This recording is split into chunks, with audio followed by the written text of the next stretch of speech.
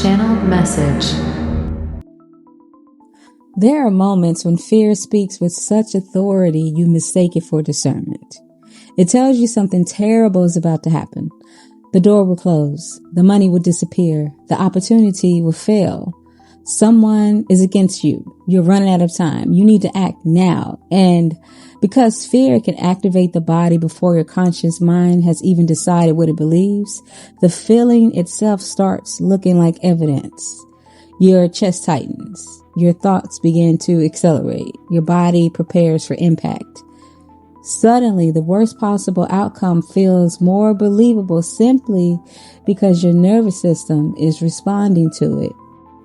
That is why 2 Timothy 1:7 carries so much weight. For God hath not given us the spirit of fear, but of power and of love and of a sound mind. The scripture is not telling you that fear will never show up. It is telling you what should govern you when it does. Power, love, a sound mind. Fear tries to convince you that you are helpless, that whatever is happening around you has already decided what happens next, that another person's choices control your future, that one setback can erase everything God has been developing, that one closed door means there are no other doors. Power interrupts that lie. Power reminds you that you still have choices. You may not have control over everything happening around you, but you still decide what you participate in, what you walk away from, what you build, what you protect, and what you believe, and what you do next. That is authority.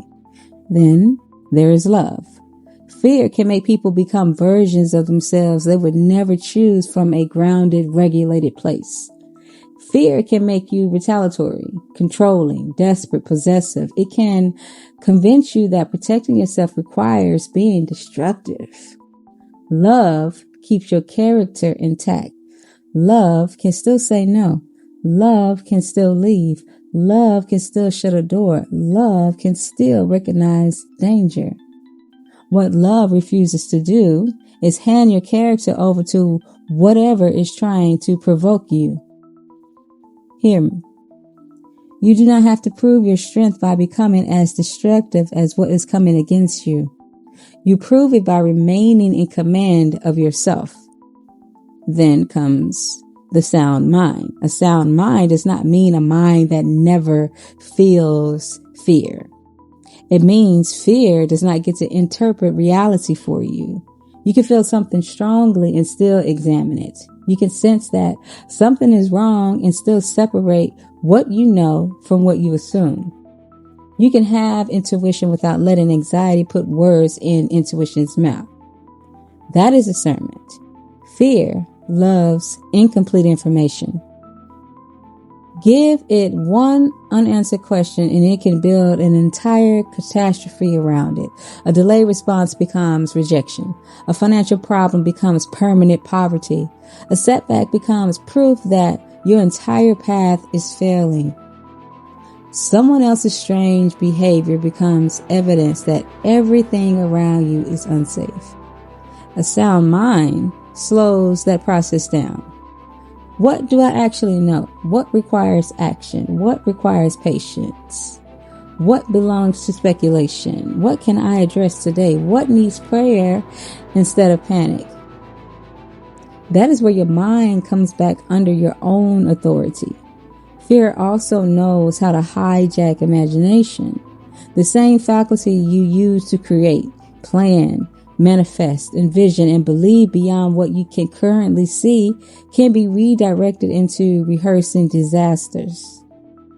Now you are imagining humiliation, abandonment, failure, loss. You are emotionally living inside futures that have not happened. That is too much creative power to hand over to fear. You understand? Your imagination has better work to do. Bring it back.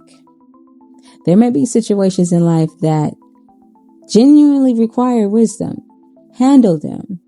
There may be people whose behavior requires distance. Create it. There may be practical decisions that protect your health, finances, peace, or future. make them. But do not add 10 imaginary disasters to one real problem and then call that discernment. A sound mind is still spiritual. Sometimes prayer is followed by a phone call. Sometimes faith is followed by a new plan. Sometimes protection looks like documentation, rest, a boundary, a doctor's appointment, a budget, or finally accepting information you have been trying to explain away. Spiritual authority is not pretending nothing can go wrong. It is refusing to let fear become your operating system when something does. And remember this, fear has misjudged your capacity before, right? Okay. There were seasons when you thought, if this happens, I will never recover. Then it happened, and somehow you did. You adjusted, you learned, you rebuilt, you found another route, you made something out of what remained. That history matters. You made something out of nothing. Remember that. You're not standing in today with the same information, the same discernment, or the same strength you had years ago. You have lived. You have evidence now. Evidence that fear does not always know what the hell it is talking about. It predicted endings that became redirections. It predicted losses you recovered from. It predicted that you could not survive things you now speak about in the past tense. Hear me? Good. So when fear enters now, it should be meeting somebody different. Not somebody who never feels it. Somebody who knows it does not get the final vote. This is where 2 Timothy, again, 1:7 becomes more than a comforting verse. It becomes instruction. If something requires your attention, a sound mind helps you examine it. If something requires action, power helps you move. If something requires restraint, love keeps fear from turning you into someone you don't even recognize. That is the order. Power tells you that you are not helpless. Love tells you that you do not have to become destructive to protect yourself. A sound mind tells you that every frightening thought is not a revelation. Fear can bring information to the door. It cannot sit on the throne. You have walked with God too long to hand your imagination over to every worst case scenario that crosses your mind. Examine what is real. Address what requires action. Release what belongs to speculation, then keep moving. You do not need the entire future revealed tonight. You need enough peace to recognize what belongs to today. Fear may enter the room.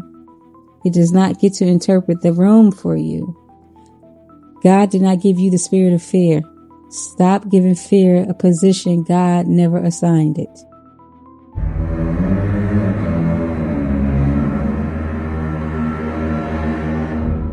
End of message.